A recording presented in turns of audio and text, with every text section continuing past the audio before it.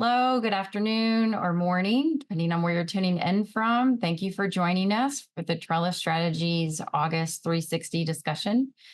We are having a lot of folks file in right now, so we're going to wait another minute and a half before we begin our discussion. Okay. Seems like it's slowing down. I want to respect everyone's schedules, so we will go ahead and begin.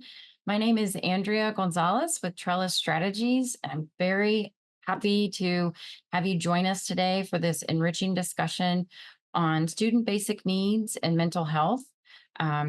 Throughout the webinar, you're welcome to send questions to the chat or message me directly, and we will get to those questions at the end of our hour. We do have time in our agenda for questions from you. But for now, I'm going to go ahead and hand it over to our president and CEO, Dr. Debra Chromy. Thank you, Andrea. Hi, everyone. As Andrea mentioned, my name is Debra Chromy, President and CEO here at Trellis. For those of you who have participated in our discussion series in the past, welcome back. And for those of you who are joining for the first time, you are in for a very engaging and informative discussion. So I'm so happy you joined us for this hour. This is our third season of the 360 discussion series. And in this season, we are diving deeper into what shapes the post-secondary lifestyle of the modern learner. And we are exploring factors that impact the pursuit and completion rate of these particular students. This is the second discussion in our current series on modern learners navigating multiple personas and commitments. And our 2023 Student Financial Wellness Survey, for those of you who have seen it, you may remember the findings tell us that 42% of students facing basic needs insecurities simultaneously experience major depressive disorders, compared to only 20% of their counterparts that do not have food or housing related challenges. Similarly, 53% of students with basic needs insecurity have a positive screen for general anxiety disorder versus 29% of those without basic needs security issues. So that's just a taste of some of the results, but we're going to get into it in a lot more detail. And today we are very lucky to have three amazing panelists with us. So let me take a minute and introduce them, starting with our own Allyson Cornett, who is research manager here at Trellis Strategies.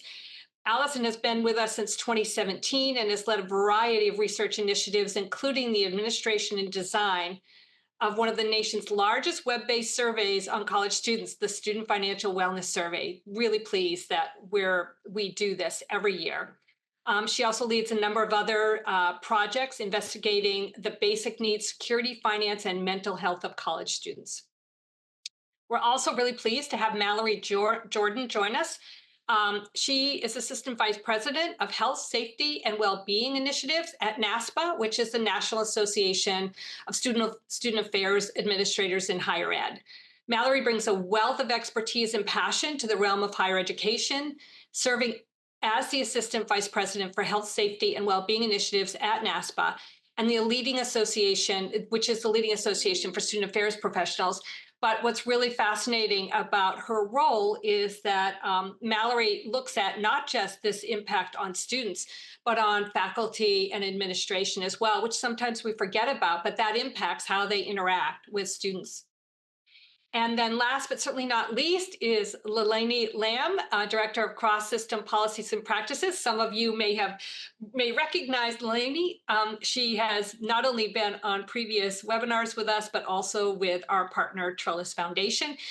She's with the Meadows Mental Health Policy Institute. Leilani has over a decade of experience working at the intersection of higher education, health systems, workforce, and K-12 programs and policies.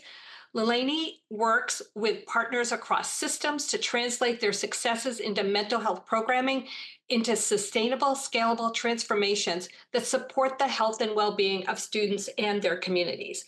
So, like I said, we have a great panel, and we're going to kick it off first with Allyson giving some high-level information related to mental health that came out of our Student Financial Wellness Survey. So, Allyson, I'll turn it over to you. Perfect. Thanks, Deborah. Let me go ahead and share my screen. Okay, I'm just going to wait for that to pop up. Perfect. So I'm just going to get right into it so that we have enough time to get some more detailed feedback from my other two panelists. So we know that going to college can be a rewarding and fulfilling experience, but it can also come with many challenges and difficulties.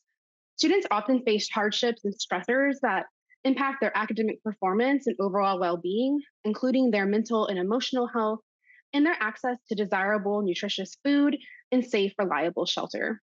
And one of our flagship products and key sources of insights on these challenges facing modern learners here at Trellis Strategies is the Student Financial Wellness Survey, also known as SFWS or simply Wellness. And this is a comprehensive, self reported online survey that is completely free to institutions of higher education.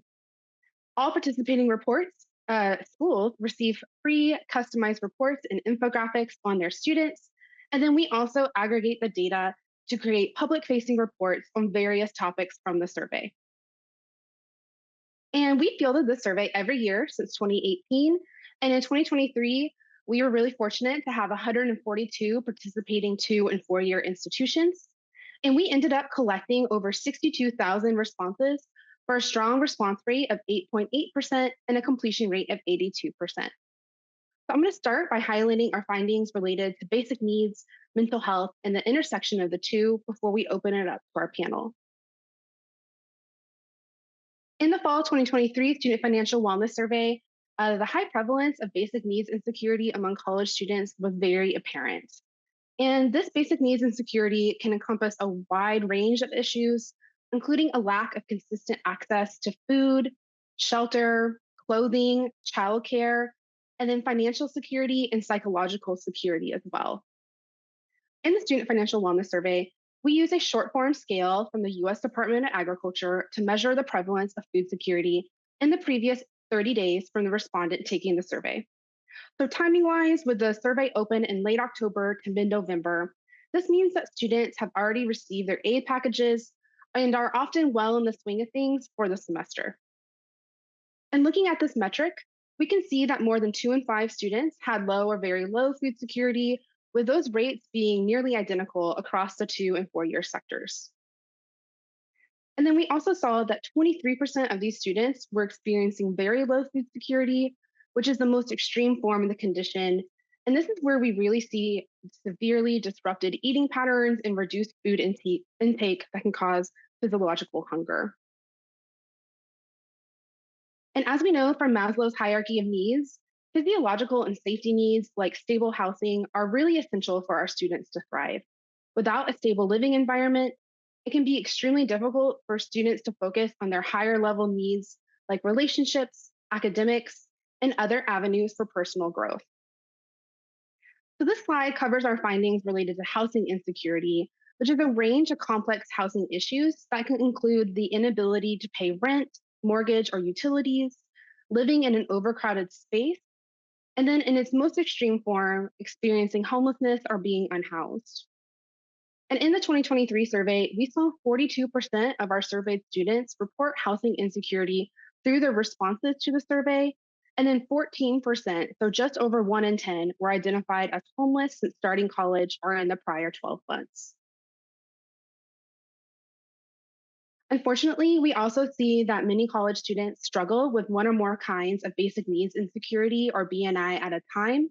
And in our 2023 survey, 58%, so just about 3 in 5 students, had experienced some combination of food insecurity or housing insecurity or homelessness in the prior 12 months. So this is threatening not only their mental and physical health, but their academic success and their ability to persist and stay in school and receive the rewards of completing a college degree. Additionally, we saw 29% of the students who answered the survey had faced both food and housing insecurity in that same time frame. And overall, we found that 9%, so just under 1 in 10, had dealt with all 3 forms in the past year or since starting college. And this can have really drastic consequences on these students' lives and their academic outcomes. Now I'm going to pivot a little bit into our mental health findings. And here at Trellis Strategies, we consider mental health to be a fundamental basic need. pivotal to student success and personal welfare. Good mental health is essential for students to feel safe, to develop healthy relationships, and a positive sense of self worth. And when compared to the general adult population in the United States, college students are at higher risk of experiencing mental health concerns, including heightened levels of loneliness, anxiety, depression, and then most concerningly, suicidal ideation. Academic pressure, social isolation, these basic needs challenges that we just went over, coupled with financial stress, can all be contributing factors to these conditions.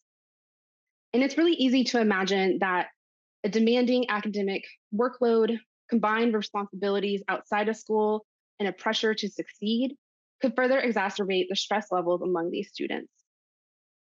So, with this in mind, the Student Financial Wellness Survey includes two short form validated scales: the PHQ-2 or the Patient Health Questionnaire 2, which measures the frequency of depressed mood, and the GAD-2, which screens for generalized anxiety disorder.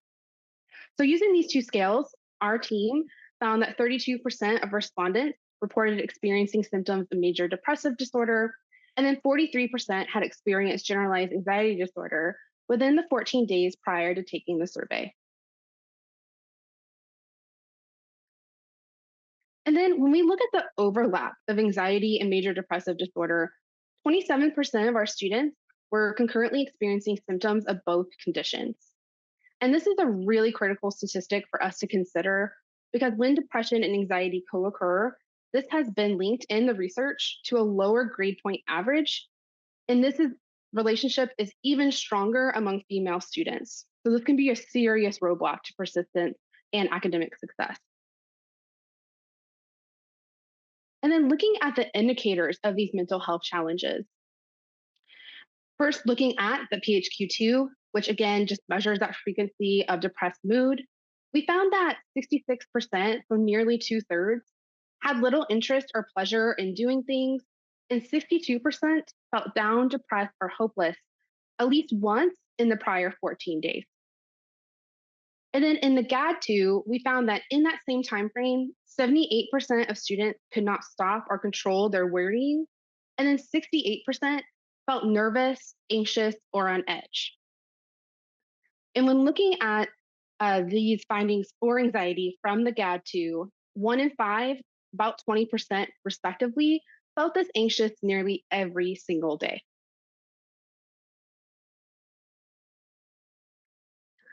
And again, here at Trellis Strategies, we view mental health as a basic need and consider this to be a crucial component of student well-being because it significantly affects their academic performance and their happiness and overall health. So we wanted to look at the intersection of basic needs, insecurity, and mental health. And that's what we have on this slide. So the dark blue on these charts represents respondents who are dealing with food insecurity, housing insecurity, or homelessness. And those students are labeled as basic needs insecure any. Conversely, the orange bars note those who are basic needs secure, so they're not experiencing any of those three conditions. And the findings are really clear here. We can see that students experiencing basic needs insecurity were more likely to have a positive screen through that GAD-2 for generalized anxiety disorder and through the PHQ-2 for major depressive disorder. And this magnitude was over 20 percentage points. And more than students who are basic needs insecure were twice as likely to have a major depressive disorder, at least a screen for major depressive disorder. And we see that 53% of our students with basic needs insecurity were likely experiencing generalized anxiety disorder or symptoms thereof at the time of the survey.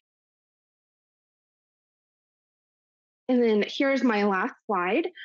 We also asked if students knew if their school had mental health or counseling services available to them.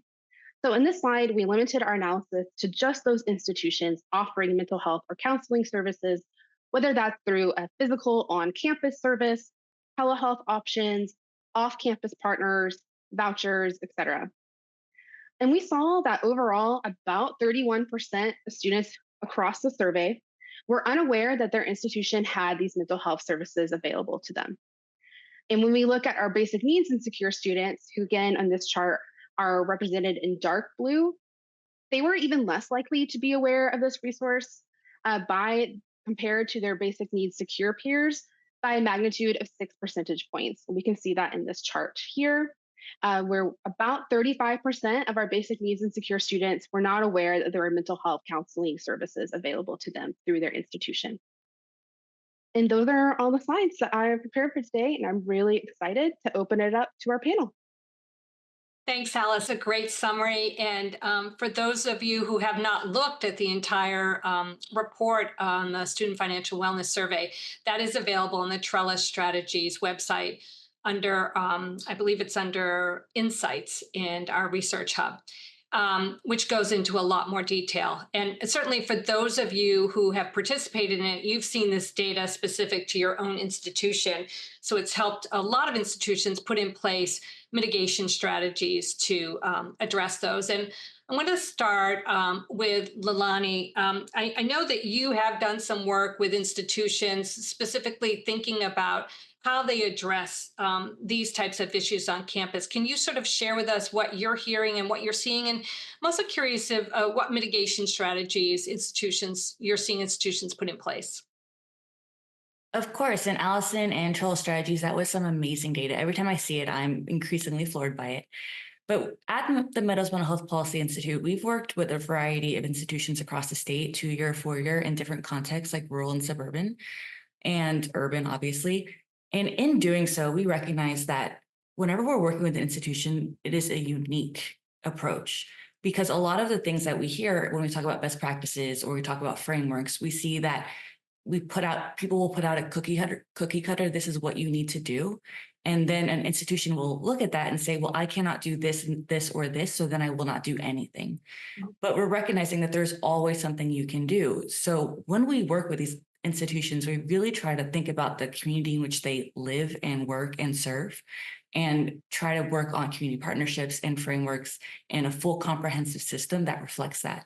So for example, when we're working with a 2-year institution that may not have the capacity or the mental health workforce in their region to offer on-campus services, we look at leveraging partnerships and creating strong processes for external referrals and other universal supports that really promote belonging, so that even if we can't get that in on-campus service, there's still something they can do to really promote belonging and have students have somewhere to go. Great. Thank you, Leilani. And I want to bring Mallory in here. And just Mallory, and listening to what you're hearing from the institutions and from your student affairs professionals, are you hearing similar types of things? And I'd love to hear your perspective and if what this research shows sort of resonates with you as well. Absolutely. I also want to say kudos to you all. This is a great data set that I will also be adding to my repertoire of spaces that people need to take advantage of and look at. But yes, this is absolutely aligned with what we're hearing from our senior administrators overseeing our student affairs professionals.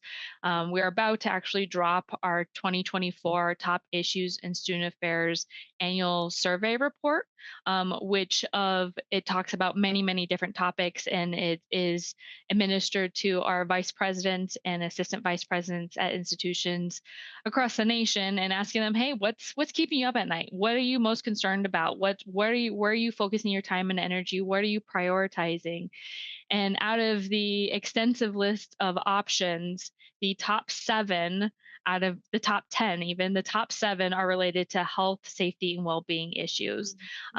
Everything from training students, faculty, staff on resources available, communicating, having conversations, to refer internally, refer outwardly, thinking about mental health strategies of not just mental health, but really about belonging. Who are you talking to? Who are you spending time with?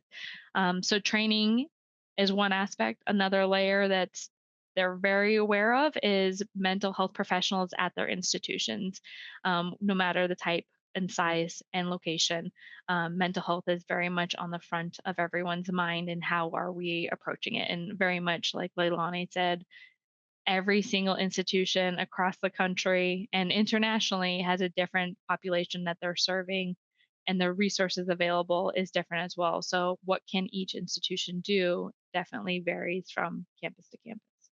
So, Mallory, if I'm hearing you correctly, uh, it's not just the student affairs professional's job anymore. It crosses over to faculty, to everyone noticing that student who maybe isn't doing as well or isn't showing up, and training them on how to react, what to do, how to Right. help, right? Right. We see a lot as we saw in this data, anxiety, depression, basic needs, insecurity, food don't always relate to, oh, that's a mental health issue or that impacts your mental health. When we're struggling to know where our next meal is going to come from, that's absolutely going to impact our mental health.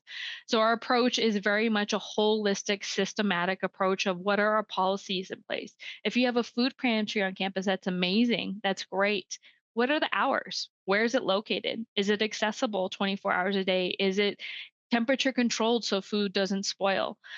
So the other components of the holistic approach and training faculty, staff, even peers, peer support is huge. Peer education, peer leaders, having your students being aware of where resources are, because likely they are going to be in front of students in need and refer them to the spaces. So yeah, bringing the whole campus involved in getting folks trained and knowledgeable and staying within our realms of training and whatnot. We don't want any clinical services happening from untrained professionals, but we would love to move some subclinical needs to not always be referring to the counseling center.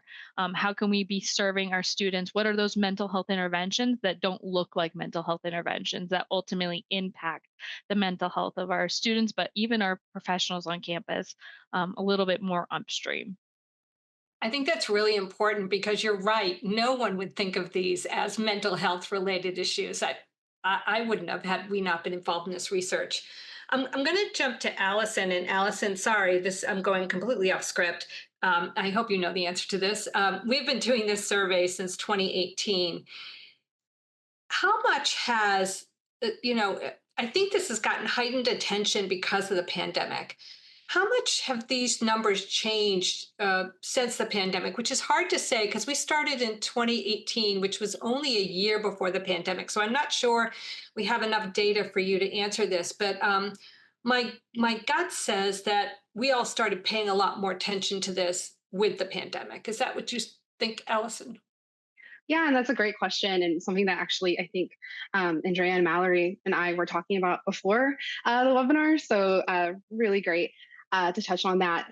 So I took over the design of the Student Financial Wellness Survey in 2020. So right, perfect timing to capture insights related to the pandemic. And we asked kind of some general questions that year on if the pandemic had added to students' stress levels, and we saw, I believe, over 9 in 10 students across each sector say that the pandemic had exacerbated their stress and anxiety and feelings of depression. So the next year, my colleague and I, Carla Fletcher, decided that we would ask more validated scales to kind of get these insights across the board. And what's really surprised us, I think, is that year to year, the prevalence of generalized anxiety disorder and major depressive disorder remain pretty similar, which really just speaks to the immense pressures that these students are under. And then coupled with these basic needs challenges, it just makes their levels of stress and anxiety really just kind of maintain across the board year to year. And when we see, nearly a third are dealing with symptoms of major depressive disorder, and over 2 and 5 are experiencing symptoms of generalized anxiety disorder, these can have real impacts on their ability to persist and make it to graduation and then reap the return on investment of their degree without stopping out.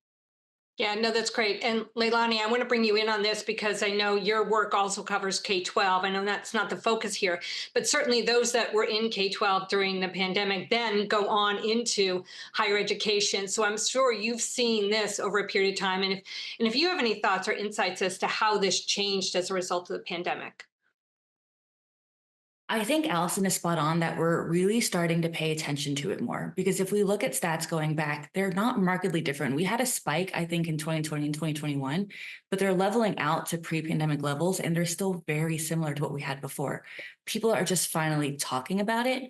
And I think even in K-12 and our work in higher ed, I think there's a shift in mindset, because now I think for a long time, mental health was a you problem, like what is wrong with you? but we by the context in which we live and learn, and people are finally starting to see what effect that has on our learners. Because, for example, I work, at the Mental Health Policy Institute. It is a really fantastic place to work, and I feel empowered to do what I need to do. Thus, I want to stay here and work here for a long time. If I was working in a place that was not like this, I would be looking to exit, and I would not be doing my best work. So I think institutions are now starting to think about, well, what can we do to make this place somewhere where students feel like they belong?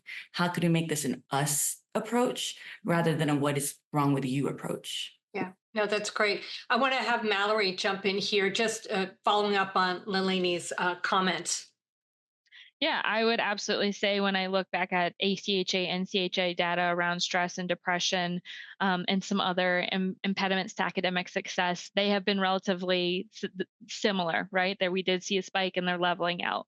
So stress and anxiety at institutions of higher education and student population is nothing new. I very much agree that it feels like it's a shift in culture. It's a shift around stigma. You don't really hear or feel it as much as we used to in the early 2000s around stigma and mental health you issues. I really like that frame. Thank you. Um, it is very much even I like to think of it that we've moved more of again a systems approach, right? We're not just thinking about mental health. You see a therapist, A to B. It is really about looking at what is belonging. We've done so much more research around belonging and the impact of belonging. I think that to me is where the pandemic has really spiked around the loneliness aspects and understanding how to make friends and find my community and share pieces of me when we also saw a shift in our digital space even more so than pre-pandemic. And so I think there's a layers of that that's showing up within our mental health spaces. But I'm proud to know so many different institutions trying these aspects around belonging. The Connection Project out of the University of Virginia is doing amazing. There's so many different institutions that are doing things around belonging and loneliness and layers there that the stigma around mental health has reduced. We're seeing so many high school students entering into our secondary education systems with already pre-diagnosed mental health um, many things. And so it's not the stigma that it used to be. I said that like 3 times, but yes, I agree very much around the same senses. It was good. It was a point that needed to be repeated. And I think, Leilani, I think you want to add something. Is that right? If that's okay, Mallory said stigma, and then I got excited because that's something I love talking about too, because I think stigma looks so different now. When I talk to Gen Z, Gen Alpha, I see that there's a lot more comfort in talking about their mental health with their peers. And I'm starting to see that stigma being something that's coming from our generation. So they can talk to their peers and they have that language, but when it comes to talking to their parents, talking to their teachers, talking to other figures of authority in their life, the stigma that we grew up with, the one around, you should just handle it, it's weak to do it, that is now affecting them. So as we start talking about stigma versus, I know a lot of those conversations are around what can we do to make them feel less stigma, but I think we really need to look inward on how are we talking about it or how are we not talking about it, which is often even more common, that's making it uncomfortable for them to come and express their need for services or supports or peer learning. Yeah, well, and it sounds like what you're all talking about is going back to the data in this report, is looking at what are the underlying uh, issues that are causing this, instead of just saying you have anxiety or you have depression, thinking about what is causing that and dealing with those issues as opposed to what you see as a result of those in terms of how people are acting out, or if their academic performance is not where it normally would be, there might be certain things that people would do related to that, instead of just looking at that, looking to see, and I see Mallory's come off mute, so I think she wants to say something about this, but instead of just saying someone is failing a course, they need a tutor. Well, why Right. are they failing a course, right, Mallory? Right. Yes, I would very much say looking at your policies, your procedures, your practices, what is causing the stress levels, the anxiety? Is it staying up all night?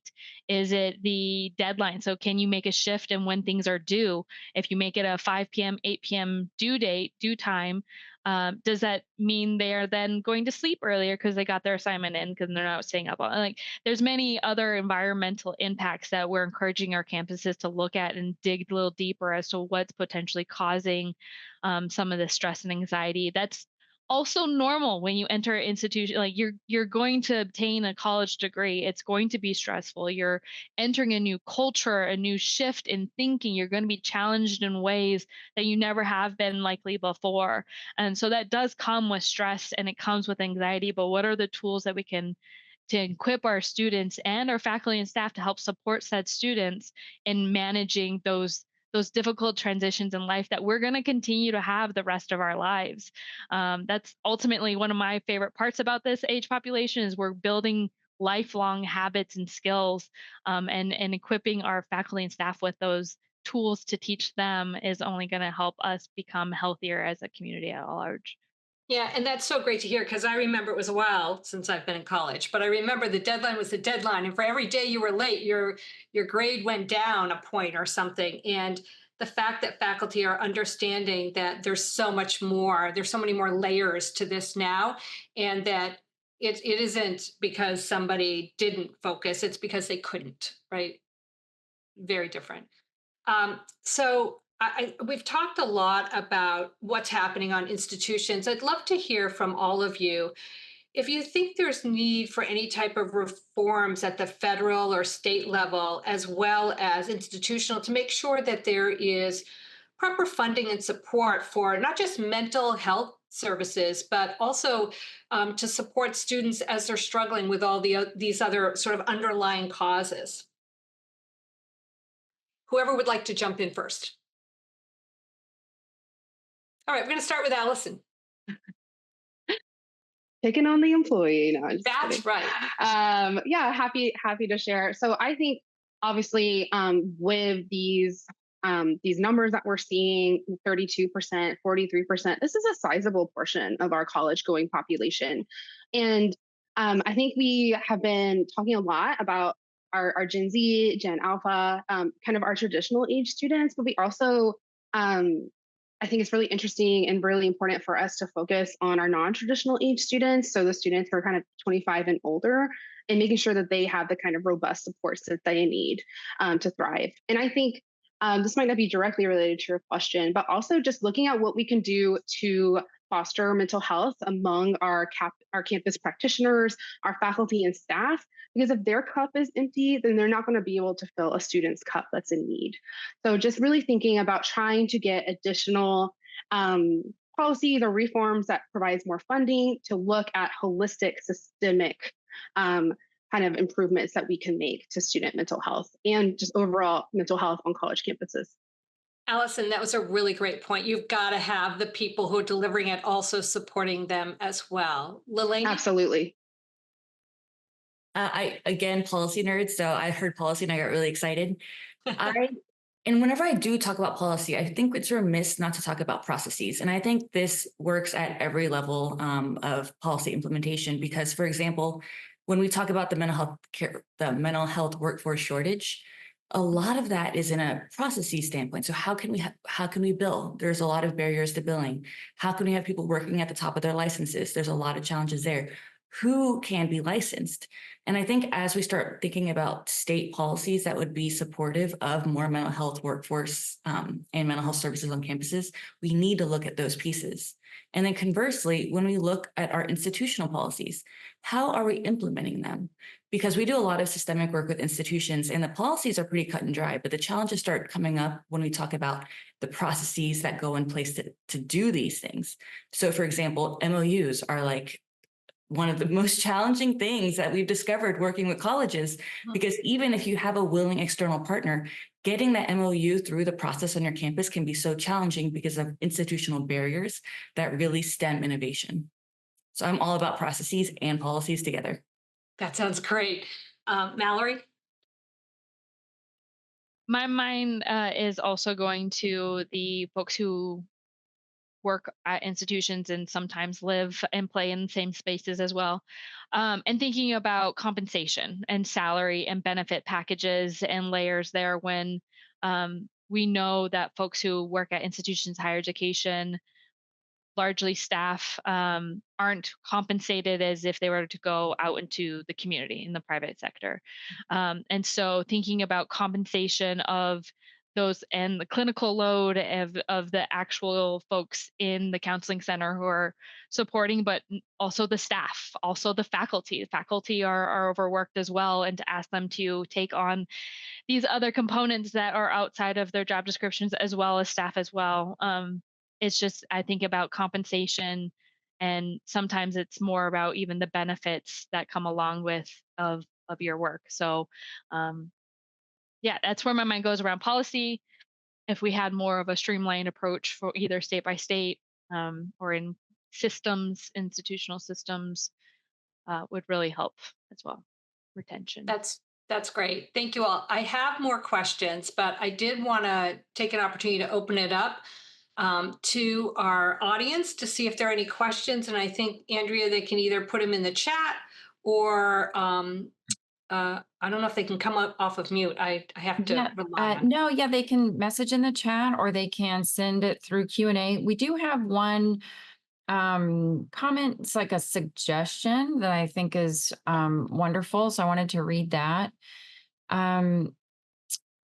Clearly, this is a big problem for colleges. Why don't they institute the academic program that solves the problem? Teaching is what they do best. The program is called Human Ecology, and 1 to 2 semesters for every incoming student would greatly alleviate the services, funding, and student performance through the campus. I know this works because I taught the program for 30 years in a community college. Prevention is always better than triage. So I think a lot of campuses do have like first year student seminars and Experiences, stuff, yeah. but that again takes staff resources or adds to the workload of staff already doing other jobs to host these seminars. So I think this is an awesome suggestion I wanted to read, but it does go down to our campuses resourced enough to offer this. Yeah, and I'm going to actually throw it over to Mallory and see if she has any comments on this as well. Yeah, I'll just high level. This is a very complex, difficult topic issue. We're talking about so many different factors of not only institutions and their resources and their structures and the policies and what have you, but also what is their student retention rate, what is the culture that supports them, where's the state legislation happening, what's the national landscape happening, and not for nothing, what are our students entering into our spaces. So I love the suggestion. I'm all for it. I think there's going to take multiple interventions to continue to work through this issue and ultimately a culture shift. We have faculty programs that put a lot of stress on our students. I'm thinking about hard sciences, that they have the lens of, I'm preparing you for the workforce. This is what the workforce is going to be like. And therefore, I'm preparing you with this stress, this deadline, this tempo.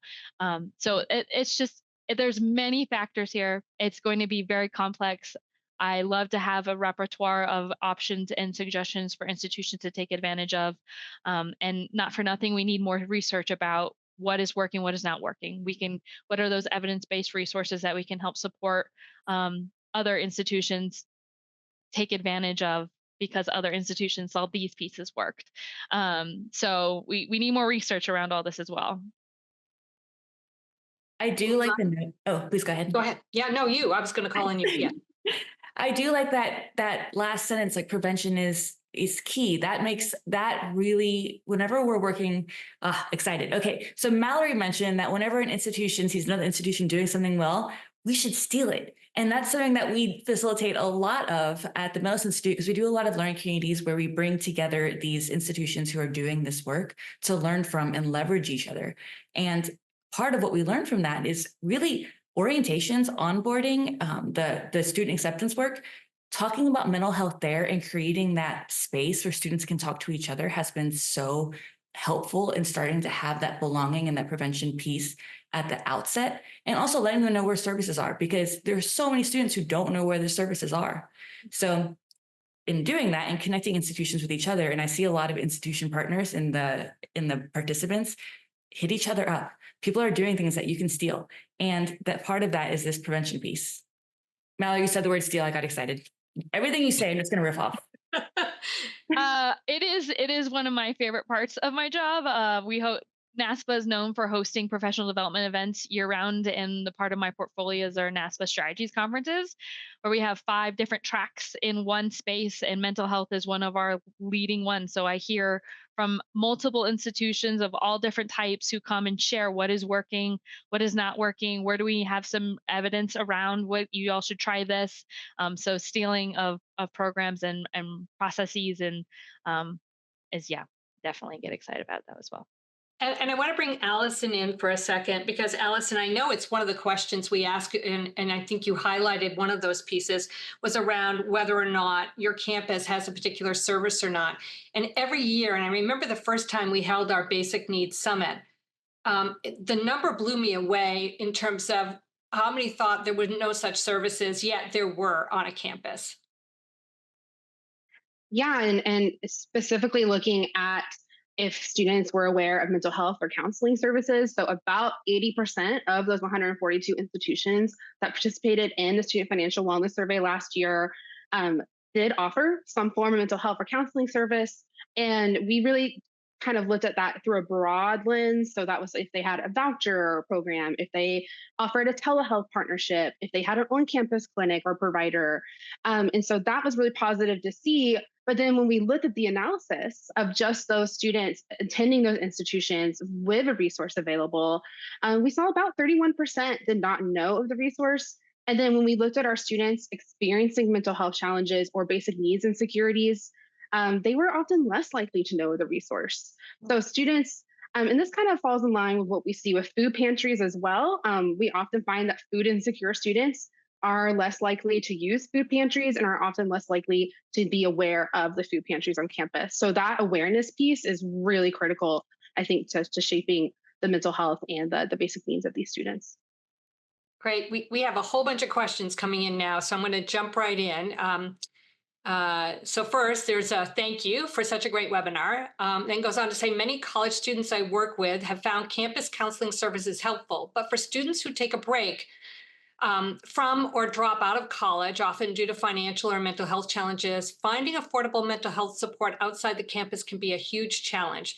Would love to hear if there are any resources or suggestions you know of for unenrolled students on that note. I would love to jump in. Oh, I'm so sorry. Yes, go ahead. No, you go right ahead. I would love to jump in on kind of like a data piece related to that. So one of the other survey offerings that we have here at Trellis is Some College, No Credential. And in that survey, we kind of dive into the reasons that students who prematurely exited their college or university without their credential are finishing their degree, kind of wanting to see the reasons behind their decision. And we see 60, I'm looking at my Tableau dashboard right now that my team has put together. But looking at this, when we look at family and personal reasons for leaving, 58.6% had experienced challenges with their mental or emotional health. 35% felt alone or isolated. And then 20% said that they had an unexpected illness or worsening of a medical condition, and that can also include mental health pieces there as well. So I just wanted to kind of provide a little data behind that question, but would love to see Mallory or Leilani's thoughts on how to better support those students who have stopped out before they can come back to campus. Yeah, and that's where I was going to go to Leilani. I figured you might have some thoughts on this. Allyson, I want to thank you for doing that research, because I feel like whenever we do surveys, often it's an echo chamber of people who succeed or not succeed, but who persist. And the fact that you're getting that perspective as well is so critical for designing these services and supports that serve them. And as for this, so I talked about stealing, and I see Austin Community College in the participants. So I'm going to just speak to something they've done. So whenever a student comes through who doesn't have health insurance, they've worked really well with community partners to find that student affordable health insurance, and or once they get referred out to services, to find them affordable services in the community. I recognize that doesn't work in every community based on like the region, the amount of workforce you have available, but really leveraging your community, because you don't have to do this in a silo. And I do think higher ed is persistently siloed. But to the degree that you can, leveraging those community partnerships to serve those students, whether they're currently enrolled or they've hit their max number of counseling sessions at your campus, so that they have a soft place to land afterward, and making a referral process that really makes it easy. Because I know when I was a student, I had a challenge being referred out because I felt like there was not a warm handoff. I felt like I was just left. And I've seen a lot of success with institutions that really have strong community partnerships so they can do that warm handoff. Mallory? My mind was going to community partners as well and pre-establishing those so that you have a ready list and or forward-facing website to refer to that folks can interact with and know where to go, whether they need that warm handoff or they're like, I don't want anybody to know, but I want to know where to find said information. Yeah. I know there are other statewide systems that also offer things like out of Montana, there's a Connect program that connects institutions to community resources, but across the state. We know Montana students typically live, work, play in Montana their entire life, but they may not grow up in the same space that they're attending their college. They're pursuing their college credentials. And so stuff like that was where, as institutions are opted into said program, there's an automatic system that they can refer. They can literally, the practitioner can look up, where are you going to be? So if you are attending school in Billings, Montana, but yet you're from Dillon, Montana, which is probably a 5+ hour drive. I don't know Dillon all that much. Let's look to see what resources are available. And there's already a state supported system. So that ultimately comes back to community partners and getting out of that silo of higher education. And then I cannot emphasize enough, again, connection and belonging. So it may not be a service that someone has to make an appointment, go through insurance or not, or pay out of pocket, but essentially continue to encourage folks finding that connection. What does that mean to them? Is that finding a book club? Is that a running group? Is that a Dungeons and Dragon play program? Like, what is that sense of belonging to them, that where they have value and priority, that we can maybe softly encourage them to connect to. And then, not for nothing, I know I talked about social media on one side, but not for there are, with a certain generations, that their social connection is via their phones. And so leaning into that with a healthy balance of finding that connection and belonging as well. That's great. I'm going to try and squeeze in these last few questions really quickly. This one says, as a basic needs coordinator, I see a lot of students with mental health challenges. While mental health services are necessary, unless we address the basic needs concerns, students will continue to struggle. What do you all suggest for institutions to address basic needs concerns? And I think we talked a little bit about this earlier on, but if anybody wants to jump in and share. Mallory, do you want to go first? Uh, sure. I will just Okay. say I have a number of examples from institutions that have tried different pathways. And that just comes from, again, attending conferences and or based on other grant work that we are working with to get through that. But I've seen institutions who not only have my mind goes to food pantry because so many institutions do that.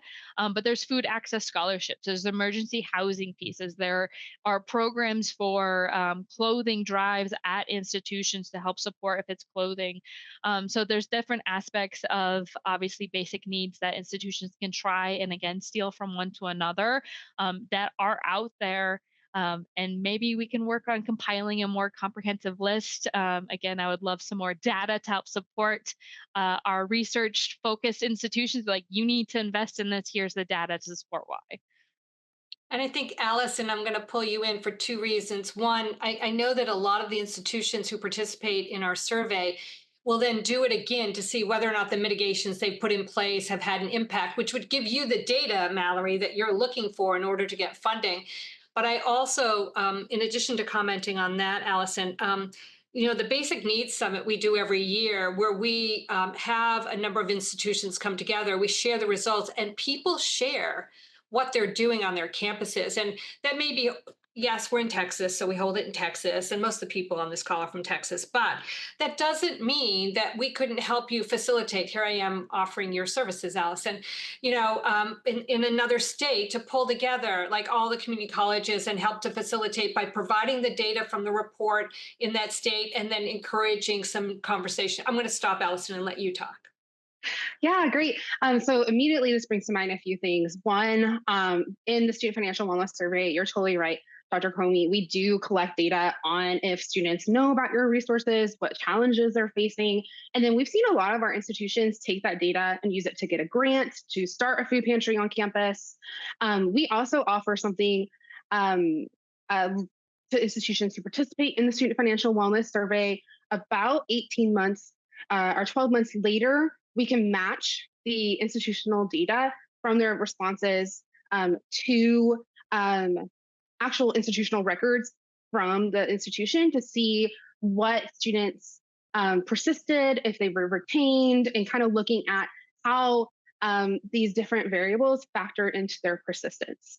So, and I think there's a lot that institutions can do to improve awareness of these resources, but also, I think with all the challenges that college students and just Americans in general are facing right now in terms of inflation and cost of living rising, I think one of the main recommendations I would have on addressing basic needs concerns is just advocating with your policymakers to eliminate certain requirements for SNAP or food stamps for students. The current exemptions are really hard for students to meet, and we know that when students participate in SNAP, that we see their food security improve. But really, that to me is something that we should be advocating for across the board with our legislators, is just changing those requirements so more college students can participate in SNAP, because food pantries are really great and they are a good solution for students. But we need to kind of look at those systemic factors again. And really, if we had more students qualify for SNAP, I think that would make a difference in a lot of our students' lives. So before I bring Leilani in here, I just wanted to say to Mallory, I hope you heard Allyson identified two major data points to help you. So Leilani. Oh, I can always go to Allyson for data. I love that. So working at a mental health policy institute, mental health is really my area of expertise. But as we do this, because there is so much co-occurrence with basic needs, that's been a growing body of work that we're doing here. And one of the biggest things that I think we can take away now is case management is something that has been so incredible when I've seen it done at Alma colleges and other partners, where when a student comes in presenting with food insecurity, like we saw in the data, they're often also grappling with mental health concerns or housing insecurity. So strong case management and screening at every point of contact helps to give them those wraparound services, and then follow-ups to see, hey, I know that one visit with the food pantry is not going to fix someone's food insecurity. So it's really just like opening a relationship with that student through ongoing case management that I've seen be so effective, which is easier said than done. Because again, that is a process. That is a big process. Yes, agreed. So Andrea's going to kill me. I have there. I would encourage you to go to the Q&As because a couple of really great comments are in there. There is one more question. Can I do it, Andrea, or do I need to? Yeah. Okay. What advice, strategy, recommendations would you give to higher education state coordinating boards working to create a statewide strategic plan on addressing student mental health? I'm going to start with Leilani. You always smile in policy. That is a really funny because we are actually working with the Texas Higher Education Coordinating Board to do it right now. Allyson was on the call yesterday presenting a lot of this data, and we're going to be putting it together. So what I would really recommend is get the brilliant people on those calls like Allyson to talk about what they're seeing in the state, talk about what the institutions are saying, bring in institutions 2-year, 4-year, bring in community partners like myself, like Allyson, really bring in everybody who has a stake in this so that you are getting a full picture, and also people who can leverage that student voice. And then once you do that and you have that data, I highly recommend building recommendations around a framework. We're working on the Mining College Minds framework here at the Meadows Institute that can be adapted to each institution, because one challenge with anything statewide, especially in a state like Texas, where there are so many different contexts, is being prescriptive. So creating a strategic plan that reflects the diversity of your state is so important. And I think having a framework that can adjust to each person helps with that. Great. So did you want to add something, Mallory? Feel free. I was just going to say ditto. Having the voices, representatives from your institutions who this would be impacting, clinical folks themselves, their perspectives, what are their views on what the barriers are, what would success mean and look like to them. Sometimes it is a workforce issue. Sometimes there's other barriers that may be a simpler fix. Yeah, those voices to the table for sure. Great. And I'm going to finish with a plug. I think Allison mentioned it at the beginning. If your institution does not participate in the Student Financial Wellness Survey, we are enrolling institutions now for the 2024 survey. And as she mentioned at the beginning, there is no cost to participate in this. Allison, we do all the heavy lifting for the institution once we get that agreement put in place. This is easy for you to do, and then you get the data. Anything more you would add to that, Allison? No, that's a really great um, overview. The survey is completely free to participate in. And something that I really love about the survey is that any of these kind of demographics that we've been talking about, our first gen students, our traditional age students, students who are parents, we can splice and dice your data by those populations of interest. First gen, we can help you get the data that you need to get a TRIO grant. We're really available to dive into the data in a way that works for your institution and gets you the data that you need to take back to your stakeholders. Because I think it's really easy sometimes to dismiss the prevalence of basic needs insecurity or mental health or other challenges that our students are facing. But when you have that hard data, those student voices, it makes it a much more compelling argument for your institutional stakeholders and leadership to implement solutions that work. And not that Allison doesn't have a lot on her plate, but one of the takeaways I took from this, and maybe we can do it in conjunction with Mallory and the data that we gather around what are some best practices? What are we seeing? We hear a lot from institutions about what they've put in place and then have the data to demonstrate that it is impactful. Again, I heard you know, no one solution fits all, but it does bring out some examples of things that might work. So I took that away as a possible next step. If Mallory, Allison, and Leilani are interested, I think that would be a really great thing to come out of this. But this has been a fabulous conversation. I can't thank you all enough, our panelists in particular. What great insights, what great information sharing, and to our participants who stuck with us through the whole hour, which is great, and their great comments and questions. This is a conversation that will continue, I'm sure, for ongoing for years and years. But thank you for bringing your expertise and knowledge and sharing it with everyone today. Thanks, everyone.